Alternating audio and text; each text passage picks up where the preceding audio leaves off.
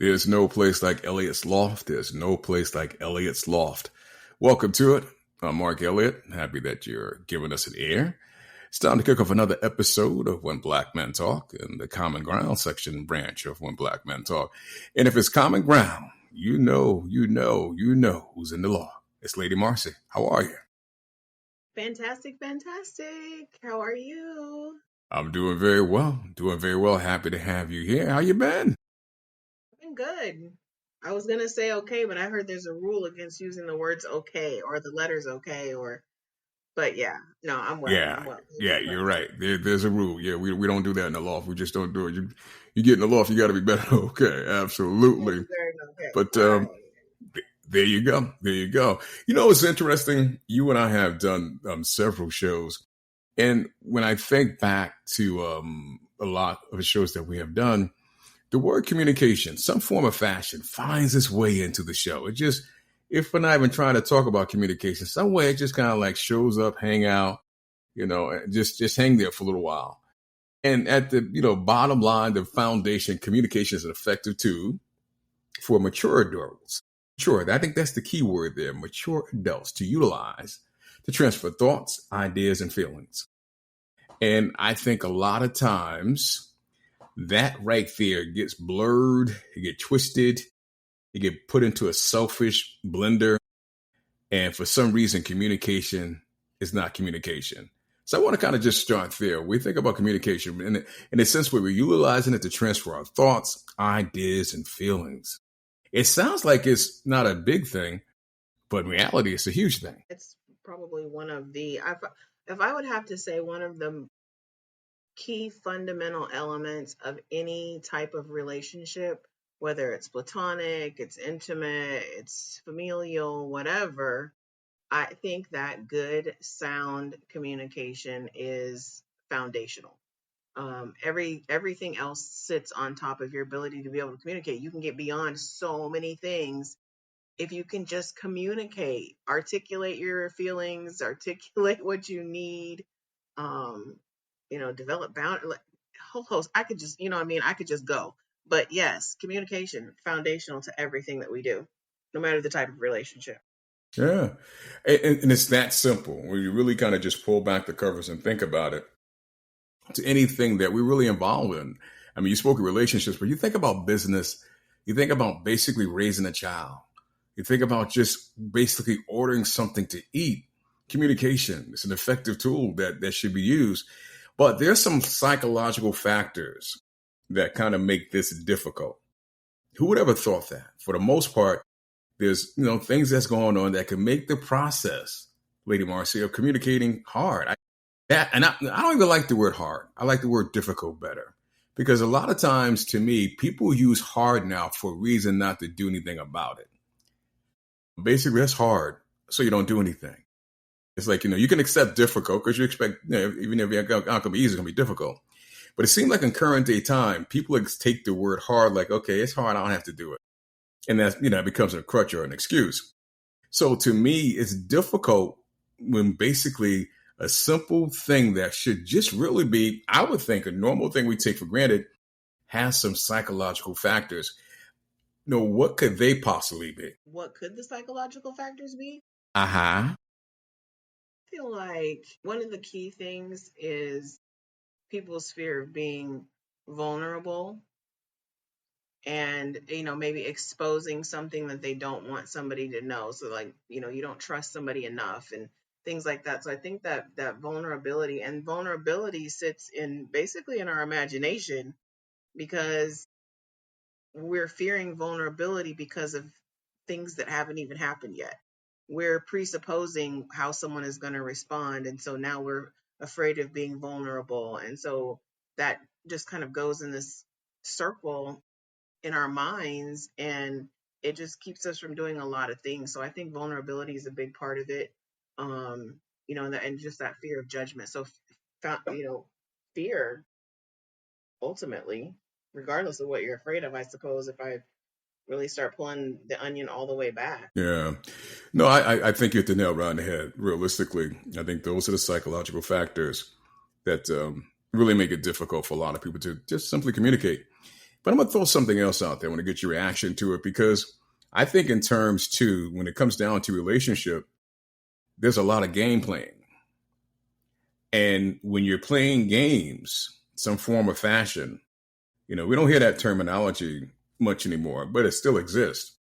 So when you're playing games, or you're trying to win this, you're trying to gain this, you're trying to get things exactly like you want it, how can you really communicate? Well, I I think that the game playing piece of it is usually an issue because a lot of times only one person is playing the game. I think in a lot of relationships, you have one person who's taking it very seriously and is, sort of all in on the process, and whatever that looks like, they're willing to, you know, be vulnerable, they're willing to commit, they're willing to be transparent.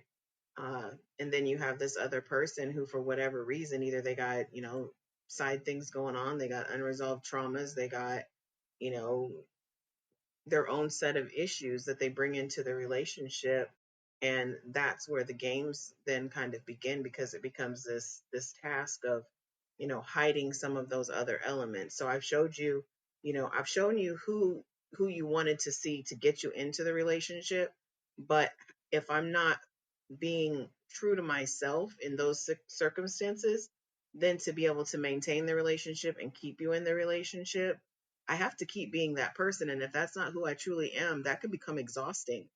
And so then that's when the games start coming in. That's when you get the people doing narcissistic types of things and gaslighting you, and some of the other things that take place in relationships that really just tear them down and break them apart. And I don't think, for the most part, you know what, Mark? I think I just want to give people the benefit of the doubt and say I don't think most people enter a committed relationship with the intention of playing games. I think that they go in them uninformed and unprepared, and then games ensue to compensate for where they feel they lack. Okay. Yeah. No, I agree with you there. I mean, yeah. To add to that, I think some games are being played and people don't realize they are playing games. And like you said, they're going unprepared, and it kind of lends themselves to kind of start doing that.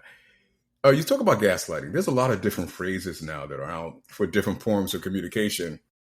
And the one we're going to kind of tap into in this episode is ghosting. And it's interesting because the phrase itself may have just kind of became alive throughout the years recently, but that doesn't mean ghosting wasn't happening for a long period of time. Maybe it just wasn't being called ghosting. And really, it's kind of abruptly ending communication without explanation. Just basically stopping communication, meaning that you just kind of just walk away from something or someone, for the most part, with no explanation. You just kind of basically turn your back and go the opposite direction. And for now, they call that ghosting. And it's interesting because I think there's some things about ghosting that the person that's doing it may not even realize that's going on with them. But your reaction to the phenomena of ghosting? I feel called out. I feel exposed right now. I feel super vulnerable right now, because I've gotten ghosted a lot of times, and I don't know. I often sit back and, we replay the tape back through, like, okay, what happened? What did I do? But at the end of the day, what I have come to learn is oftentimes the person being ghosted does that, and they think, oh, what did I say? Did I offend them? Did I hurt their feelings? Could I have done more? And so we're taking on all this ownership, and at the end of the day, it's really not about us, typically, the person being ghosted. It's really about the person doing the ghosting and doing the disappearing act. And it's about them not being able, oftentimes, to communicate, them not being, able to manage their emotions and regulate themselves appropriately. But they kind of get off the hook because they don't have to give an answer. And we get stuck because we never got the answer. And so I think learning how to move into closure without getting that type of closure is a key element in being able to kind of pick up the pieces and move forward after you've experienced something like that. But I think it's about the person who's doing it, not the person who's on the receiving end. And it took me a long time to get to that point, and a lot of research and a lot of studying, because I really was starting to think like, is it me? Is this something with me? And I realized, no, I'm great. No, you are. You know that. You know you're great, great, great. And you're right. And that's what I was saying earlier. The person that's doing the ghosting, they don't realize this, what you spoke to resides inside of them, in their character. And it's interesting enough, like you said, the person that feels like they walked away, they may spend some time evaluating, saying, did I say something wrong and blah, blah, blah. And for me, I always looked at it like this. I like to just speak straightforward. I really do. And I like to say what I feel. And I don't say anything intentionally to hurt anyone's feelings. I really don't. But with I to analyze and think, okay, if I said something and it kind of rubbed you the wrong way, then we're not to be communicating anyway. Because my thing, I like to feel like I need to say what I have to say. You should be able to handle it for the most part. And the same thing, you say something, I have to handle it as well. That should not push me to walk away from someone for the most part and think that, so that's why I never really spent the time, for the most part, analyzing, did I do something wrong? What could I have done to manufacture that? Because to me, if you're not person enough to basically open your mouth and communicate it, I really just don't care. I mean, that can sound harsh, but I don't, because to me, that's the adult way of handling things. I don't care if we're breaking up, whatever the case is going on, whatever's happening. That's just it. You just basically say, this is X, Y, Z. The person doesn't have to like it. I don't have to like it. You're speaking to me. I don't. And you dropped a word out that I haven't heard in a while. And a lot of times we used to seek this closure. We felt like something couldn't end unless there was necessarily closure. It had to, I want to know why I need closure. I've ran to people over the years and they're talking about past situations. I didn't get closure. I would think, and I would say, what good is that going to do you? If you're no longer with this person, you have to know why they're no longer with you. Is that how that benefits you? It would be nice, but if they weren't able to have the capacity to give it to you, that's their flaw. That's not yours. That's not yours. So my thing is, in any relationship, if you've done everything that you know you needed to do and you tried your best, and someone tends to walk away from you and really not basically say why or end something, the problem lies with them. It just does, because they may not have the capacity. And they're trying to sometimes basically avoid the uncomfortable. And again, like I spoke about, hard. Uncomfortable is what it is. It's part of life. You can't run around as a mature adult. I'm going to use that word quite a bit. As a mature adult, run away from uncomfortability. Run away from difficult conversations. Because as an adult, I know we can say things happen in our lives and I get all that. But as an adult, you should carry the capacity to have such conversations. And if you keep running away from it, you're never going to build that capacity. And that, to me, is really the premise behind ghosting, because people want to run away from comfortable conversations. They don't want to deal with what they feel to be is hard. Well, I got, if I have to do that, I got to hack. No, if they run away, they turn their back. And the funny thing about ghosting, I shouldn't say funny, but the ironic thing about ghosting, you have parents that have been ghosting their kids for years. We think it just comes down to a conversation. You have fathers that's walked away from their kids. For the most part, they're ghosting their kids.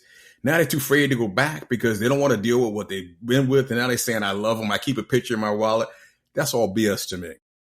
Again, you have to, sometimes in life, you have to sit in the uncomfortable. You have to sit in the difficult conversations. And as an adult, that's what you're expected to do.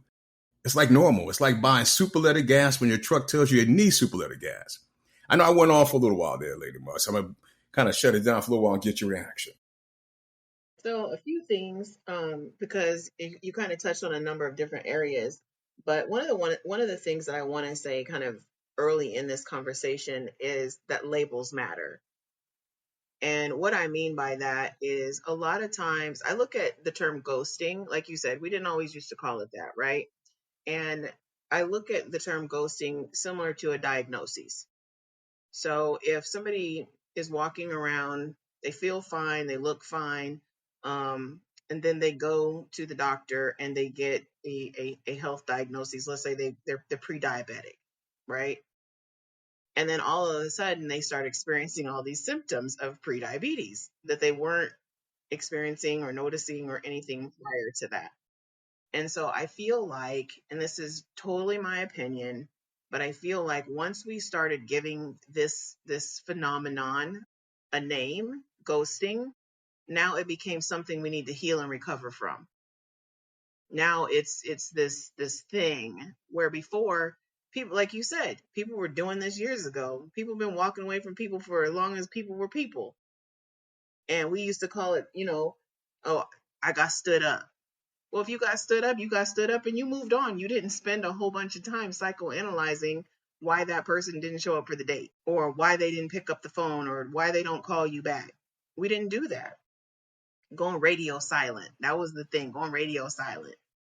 They dissed me, right? We had all these other terms, but we didn't treat those like that they were something that we had to heal from. They were an experience that we were able to move through and move on.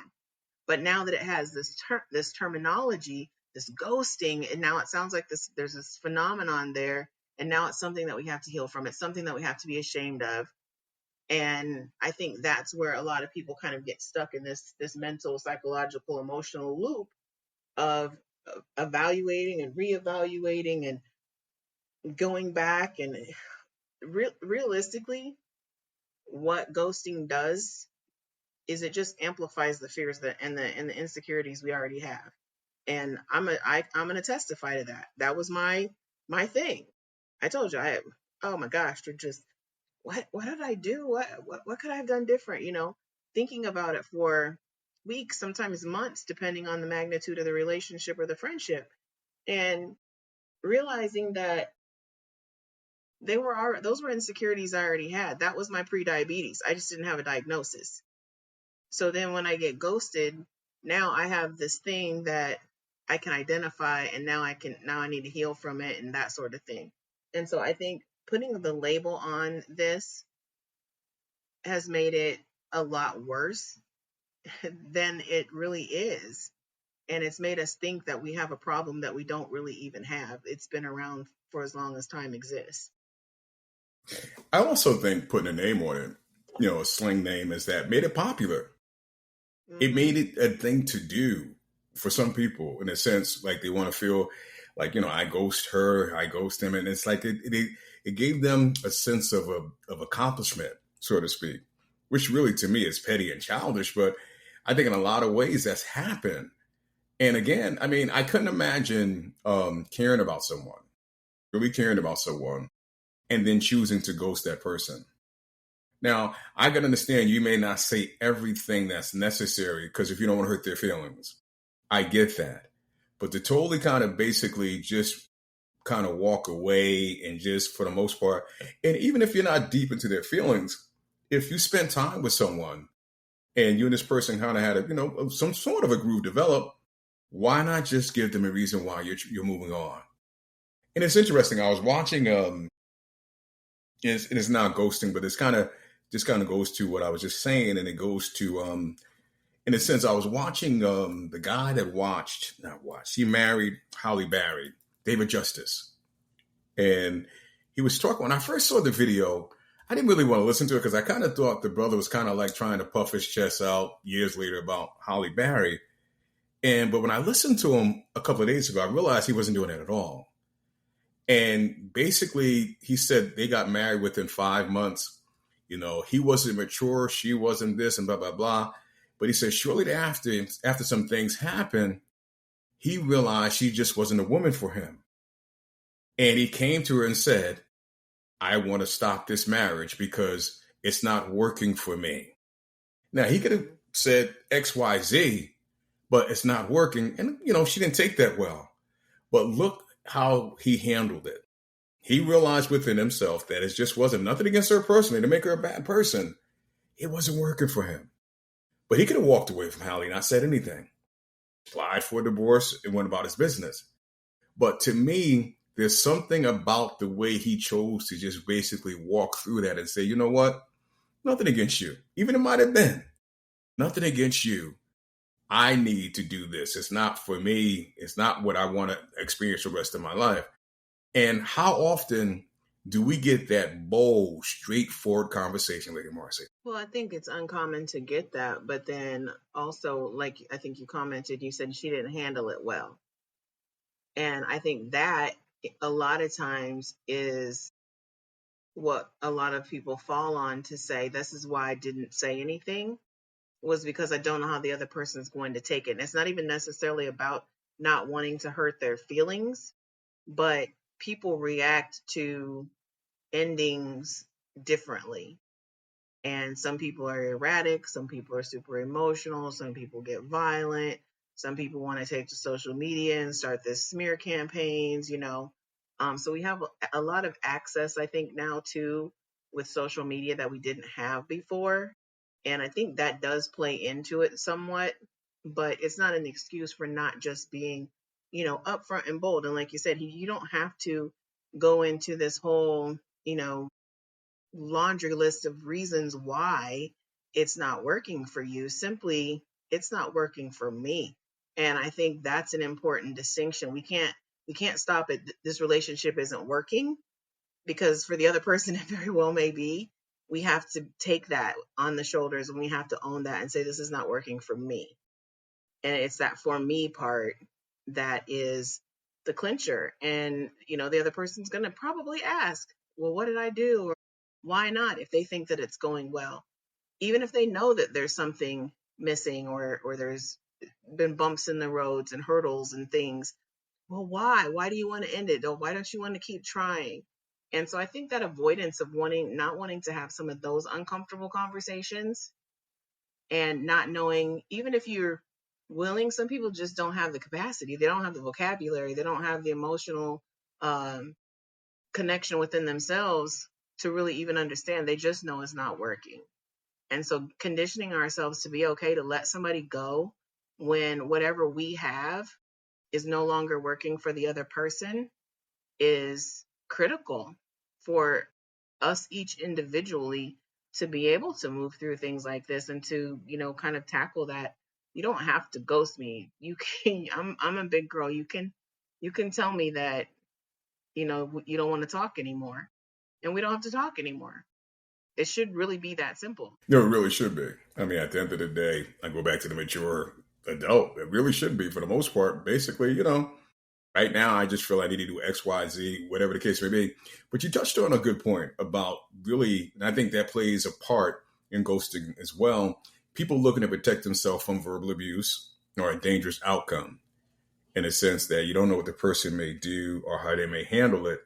And that is real. I don't want to downplay that at all, because that is real.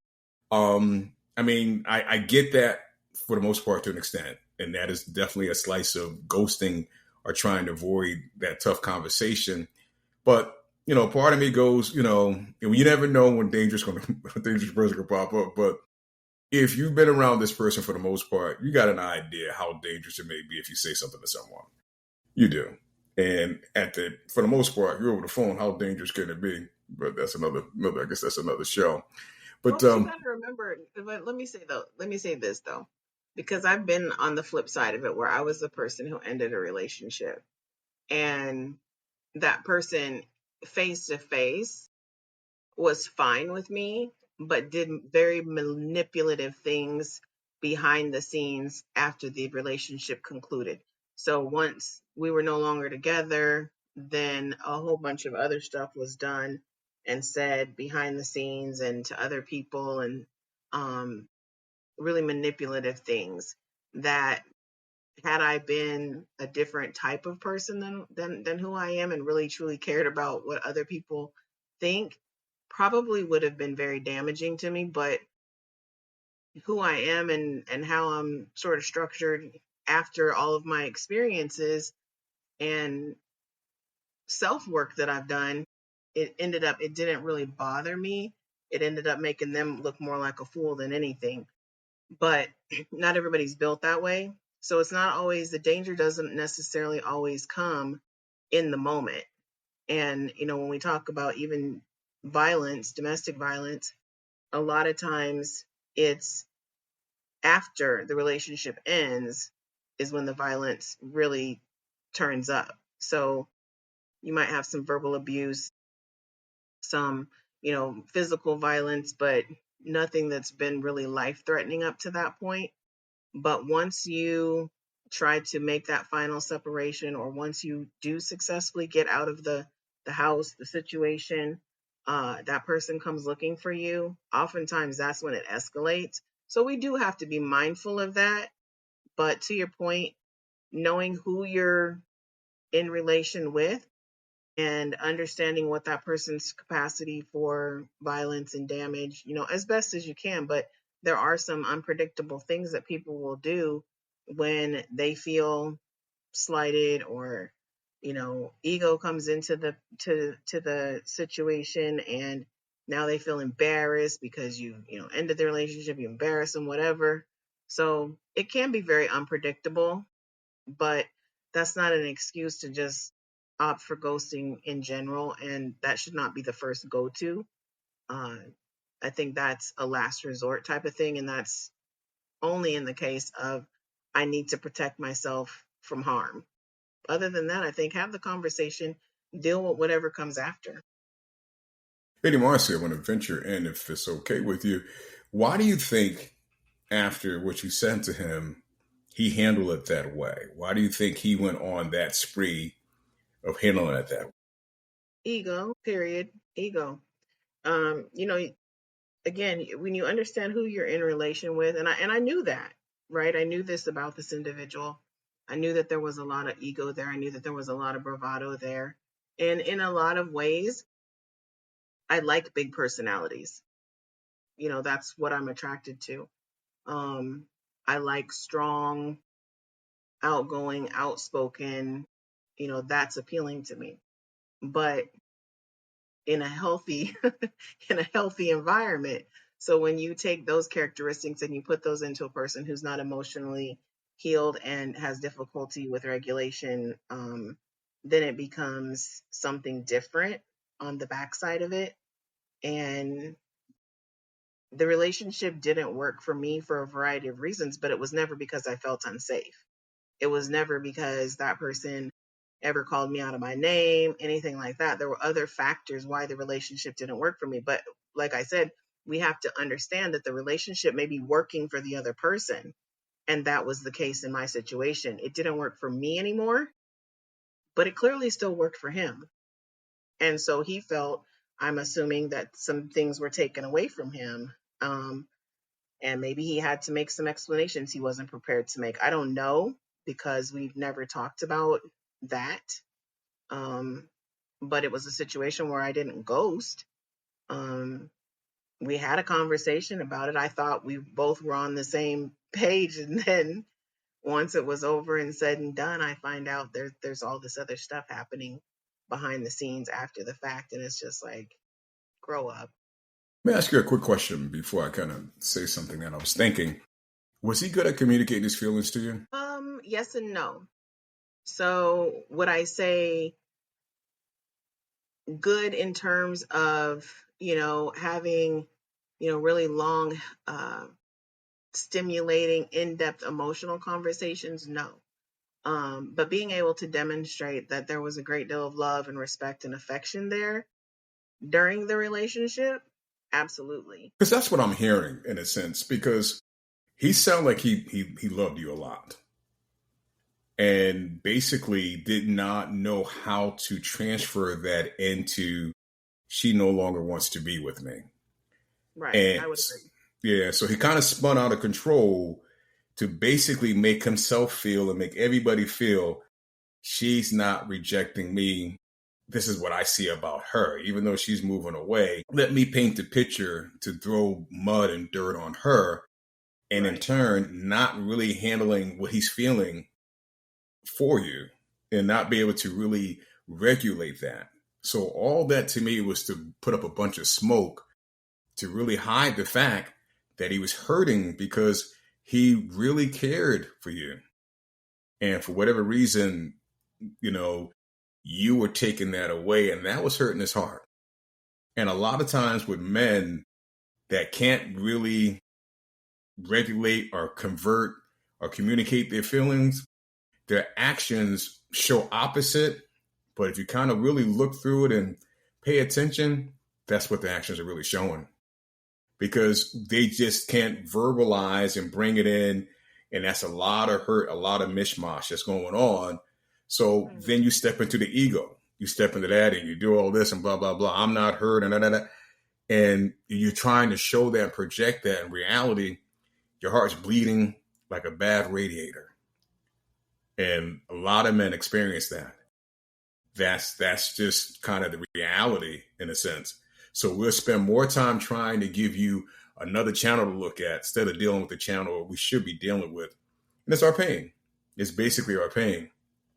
And it's interesting because I'm not sure if we said this earlier, but sometimes ghosting is a form of manipulation. 100%. Yeah, it definitely can be. Especially Yeah. the ones that want to ghost and then circle back and then ghost and then spin the block again and then ghost and then, you know what I mean? Like, yeah, definitely manipulation. Yeah. Yeah, you're right. And with the circle back, and sometimes it's done to see what reaction, just what you're going to do, how you're going to handle it. And again, show me what's really going on with you psychologically, emotionally. Sometimes, and that's the manipulative part of it right there, which to me is really crazy. And it's not, again, I'll go back to the mature adult. Mature adults, we're expected not to behave that way, but we do, you know. And you spoke on a word earlier, narcissistic. Ooh, is that a common word now, man? That's like, I mean, that word is just like, how many days you go by without hearing that word for the most part? Realistically, man. I mean, I think the first time I heard it, I had to go kind of, research a little bit. Like, what the hell are they talking about? It's a nice word, but what does it mean? But it has become commonplace for the most part when we think of the traits that kind of could go along with, someone might be prone to ghosting, because at the end of the day, you make everything about you. Everything. You can have a conversation with somebody sometimes, and you can say, something. I had a turkey sandwich today. They'll take that conversation and run with it and make it about what they ate, what they don't like, and they go like, all I said is I had a turkey sandwich. That's all I said. That's all I said. That's all I said. But when you think of narcissism in a sense, and you put that together in a bowl of ghosting, what are some of your thoughts? Well, I just feel like in general, ghosting is typical in like a narcissistic type of a personality. But again, when we talk about narcissism, we talk about, narcissistic personality disorder. Like there's the whole clinical medical diagnosis. My goodness. But to your point earlier about how we make things common and we make things popular. And so in some ways, I think that narcissism is one of those types of terms. However, you also have to remember the work that I do. So with trauma recovery, substance abuse recovery, things like that, in my world, that's commonplace. So I probably don't ever go a day without hearing that term used in one way or another.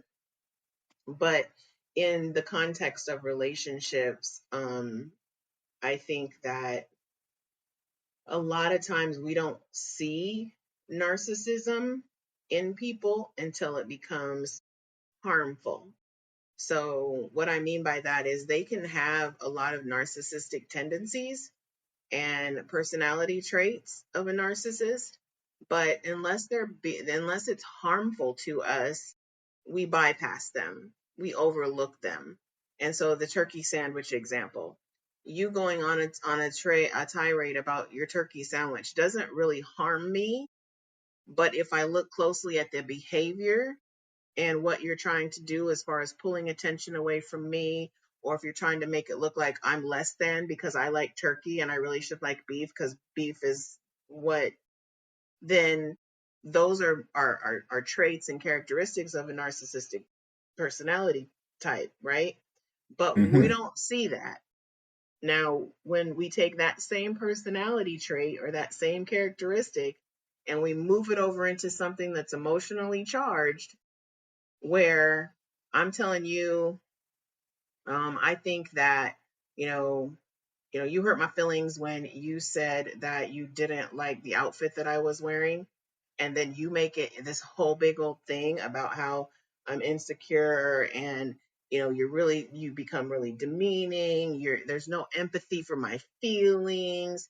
Or you turn it into a thing about, well, because you look this way, now I look this way. And you make my situation about you. Well, now that becomes hurtful. It's the same type of characteristic, it's the same type of behavior, but we don't recognize it as narcissistic unless it hurts our feelings. Then all of a sudden our feelings are hurt. Now you're a narcissist. Well, no, they probably were a narcissist the whole time. You just didn't feel it. Or you can watch somebody be that way or exhibit these behaviors and project that onto someone else. But when they turn it to you, now they're a narcissist. Nope, they were narcissistic the whole time. It just didn't bother you because they didn't turn it towards you.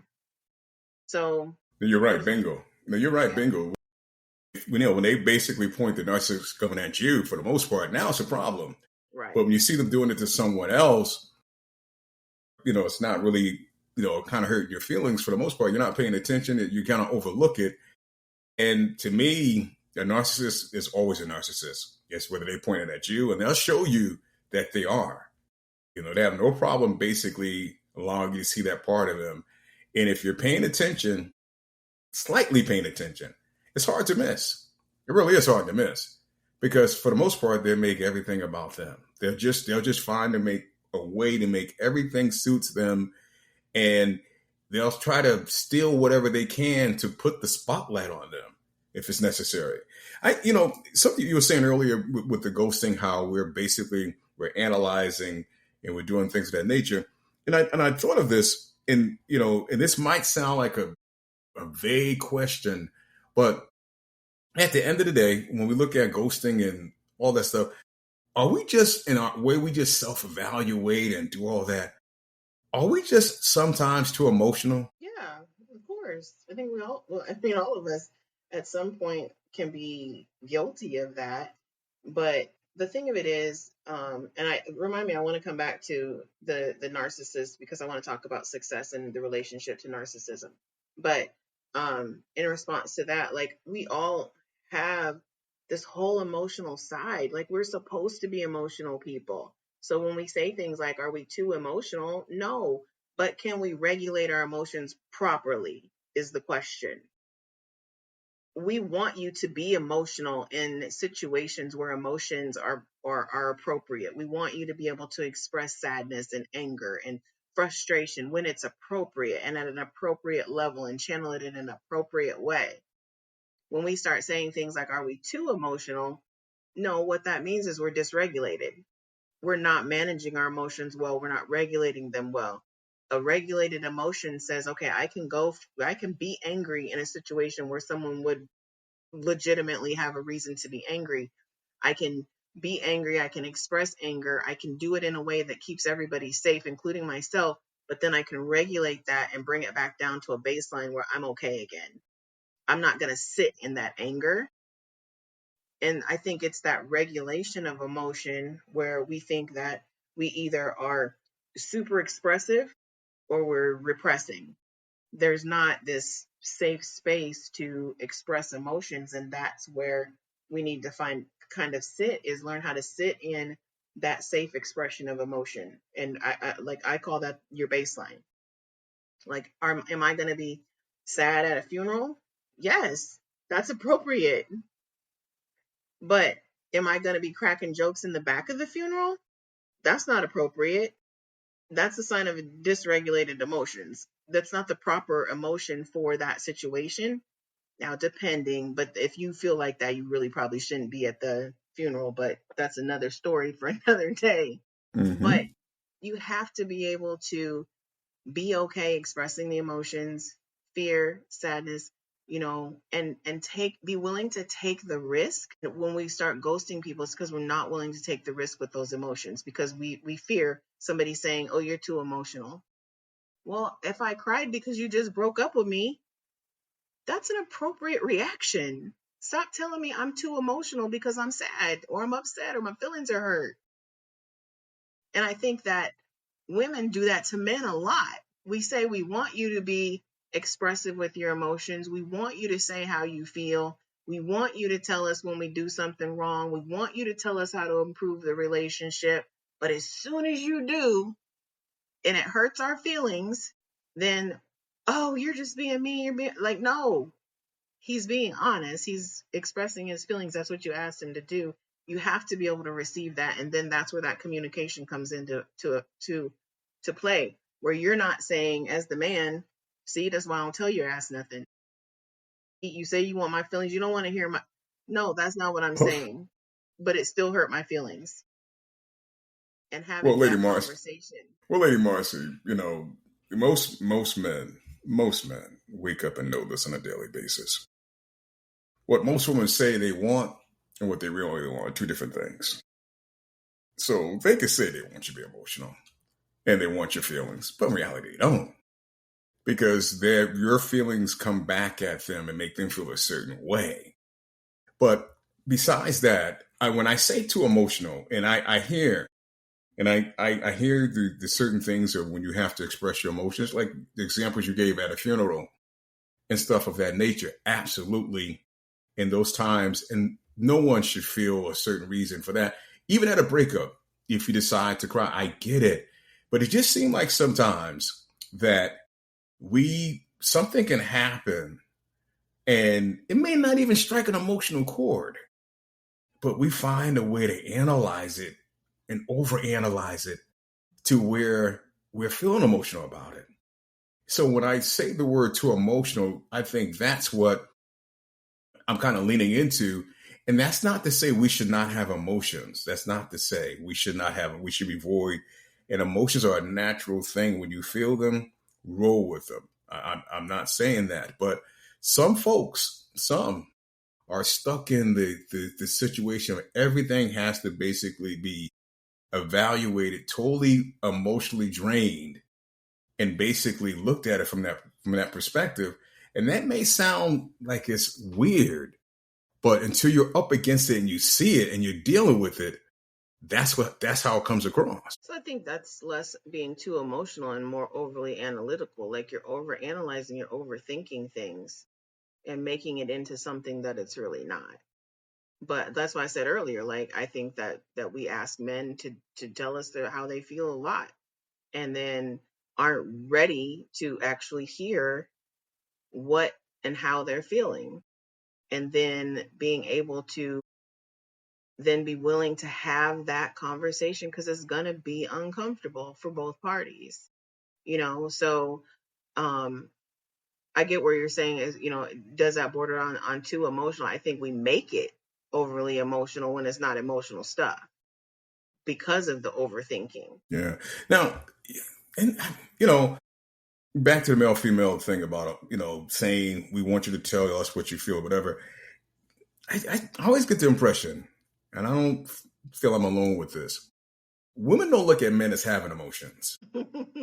They just don't.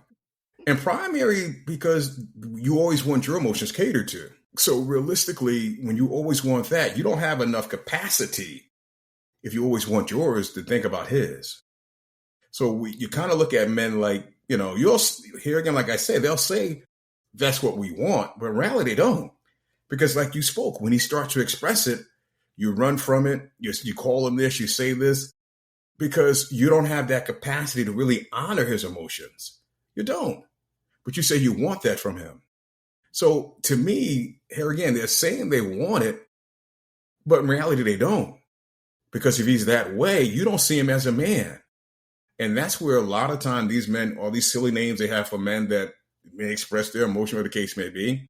Because in reality, I think in this world, in this society, it's been kind of pressed upon the female that the male doesn't have emotions. He doesn't. He may cry occasionally every now and then and wipe his eye. But for the most part, they don't think man should have emotions. They don't think they think everything should be catered towards their emotion, to please their emotions. And, for him, he's a man, just handle it. And that may ruffle some feathers the wrong way, but damn it, it is what it is. Because a lot of times they don't look at men as caring. about his emotions. So, a few things. So, I chuckled when you said that because that used to be me. I would forget that men have feelings, literally. But where you and I part ways on our opinions as far as that goes, because I do agree that that is the case. But where we part and we kind of separate the pathway is that it's not because women necessarily want and expect their needs to be catered to so much as it is that we're not used to seeing men express emotion. So there's this learning curve of what do I do with a man who is expressing his emotion. So let me give you an example. Because we're used to men suppressing. We're used to men hiding emotions. We're used to men not wanting to express them. So here's my example. Sterling Sharp just got into the Hall of Fame, right? He brings up Shannon, and they're having this special moment as the first set of brothers in the Hall of Fame, and this, that, and the third. And Sterling starts talking about, for him, it wasn't about football. It was about being there for his baby brother and to set an example that was positive, right? And if you watch them both, the whole time they're trying to suppress emotion, but emotions were appropriate in that moment. And that's what makes us uncomfortable. And when I say us, I mean humans, not just women. Because when we see men in that way, men oftentimes aren't comfortable with that. So if I'm dealing with somebody who's not comfortable expressing their emotions or showing their emotions, especially in a situation like that, that was very appropriate. I was in tears listening to it. So, and I'm not related to y'all, so why wouldn't y'all be emotional, right? And so we get uncomfortable because the person expressing the emotion is uncomfortable. Versus when you look at women, women are comfortable expressing emotions. Men are used to seeing women be emotional. And so they've developed a system where they can safely navigate that. Women don't have the system because they're not used to seeing that. And so there's a learning curve of creating this safe space in the relationship where both people can safely express emotion, and it's not going to put the other person off. They're not going to feel like, oh gosh, like, what did I do? Because sometimes as a woman, if you're talking to a man and he gets emotional about something that you're saying, or you realize that you've hurt him and you had no intention of hurting him, the inclination is to pull back. But no, I needed you to hear what I had to say, and I stand on my truth, and I stand on what I'm saying, but I didn't mean to hurt you, and now I feel uncomfortable because I don't know what to do with a man who is expressing his emotions. And then that then exacerbates the dynamic of, well, now he feel like he needs to hide it because she doesn't know how to respond to it.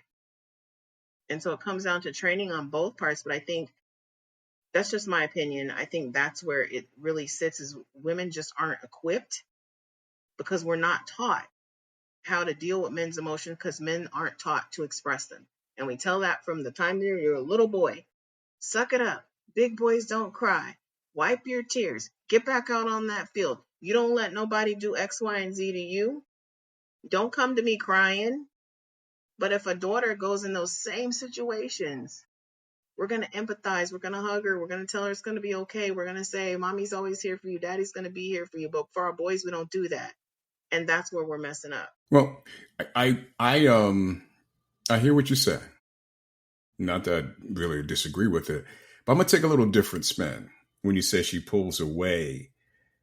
I don't think that's the norm. I don't think her pulling away. I think a lot of times in that situation, she piles on. If not at the moment, later on. And that's when he realized, I can't be that around her. And it's interesting when I hear the word safe space, how many times does she give him a safe space? But she requires a safe space. But think about it. Does that safe space go both ways?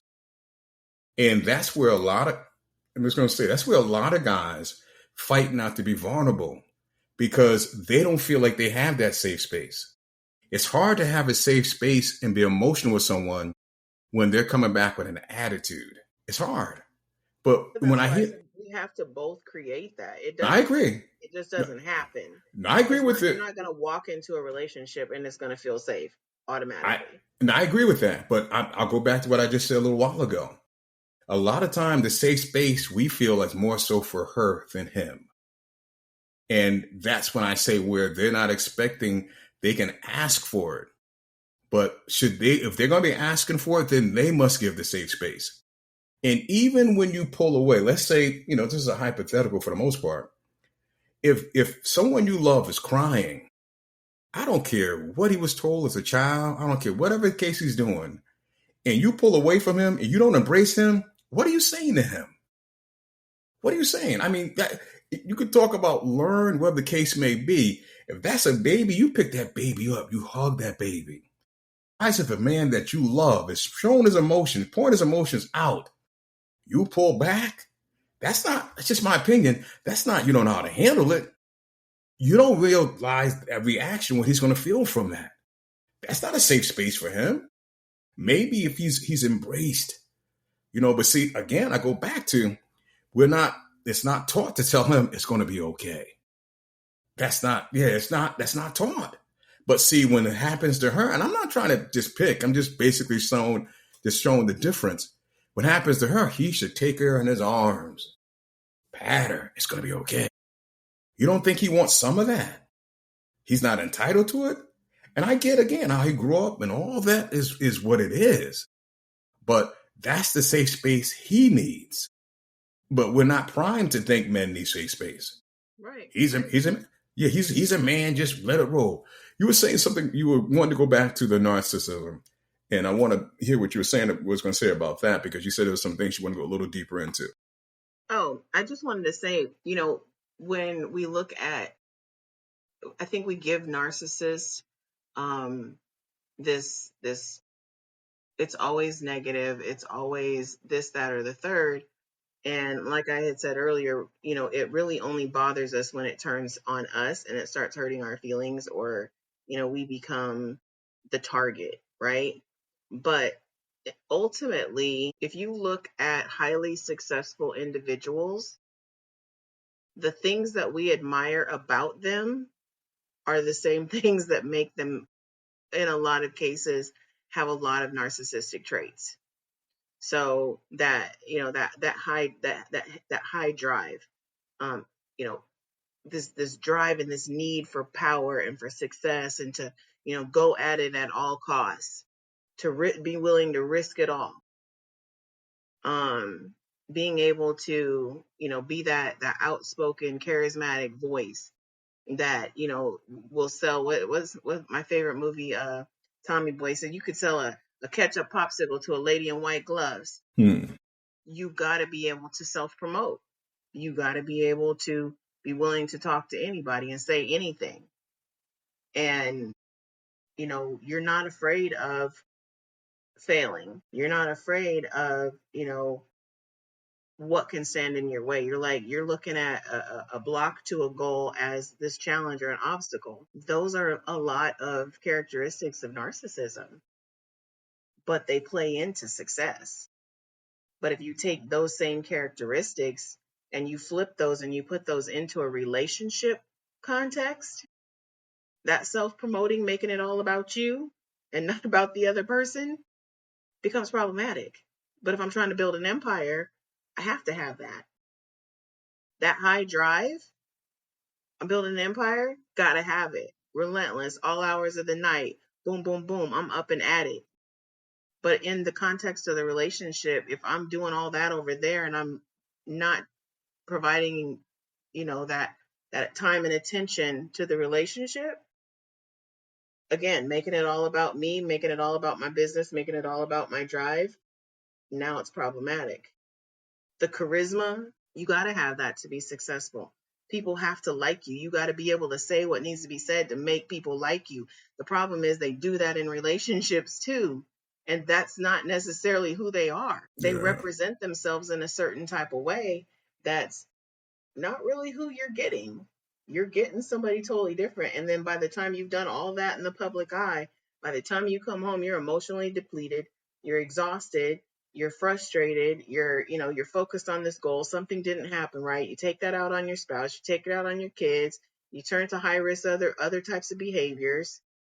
Now narcissistic behaviors are a problem. But in the context of success and building an empire, they're necessary. So we just got to know when to turn things on and turn things off and understand that the same thing that make you laugh is the same thing that's going to make you cry sometimes. What is your risk tolerance going into a relationship with somebody like that? A lot of people think they want highly successful individuals, but they don't have the fortitude that it's going to take to manage that type of a personality. So true.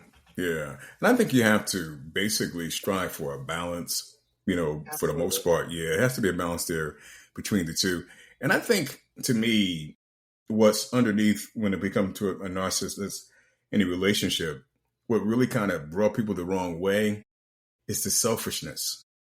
It really is just the all out, we understand you're going to be your own, cheerleader and everything else, but the selfishness that just revolves around you and expect to have someone just basically feed into that and be about that.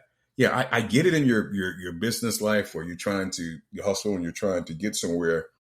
I mean, that's understandable. But when you bring that into a relationship and you make it about, just about me, that selfishness, that just wears thin real fast. And it don't take long to see that. That it doesn't take long to see. And like you said, But until it's turned. they get hung up on they can provide this or they can provide that. And so we like that, Mm-hmm. but we don't like what comes with that. There And it so that's is. what I mean. Like you gotta be all in and understand that the same thing that you like in that person over here may not be the same thing that makes them a good fit for a relationship. A lot of times those who are trying to build something spectacular, that's where their focus is. That's their first love. You're gonna come in second. Are you okay with that? Because if you're not, that's probably not the relationship for you. I don't give a damn what they can provide. See, that's why this is common ground. That's why she's Lady Marcy. That's why, right there. That's it. That's it. We're gonna put a lid on this one. It was basically common ground. You know by now what common ground means. I'm not even gonna go into detail. I want to thank you for basically giving us an ear. And this is what Lady Marcy and I do. We take something that's related to him and her, and we just kind of go in and have good conversation. Lady Marcy, you do what you do. Spectacular. Absolutely, sir. Thank you for having me on. Always a pleasure. Look forward to have you back real soon. You take care. We'll do it again real soon. God loves you. We love you too. Be sure to take care of yourself.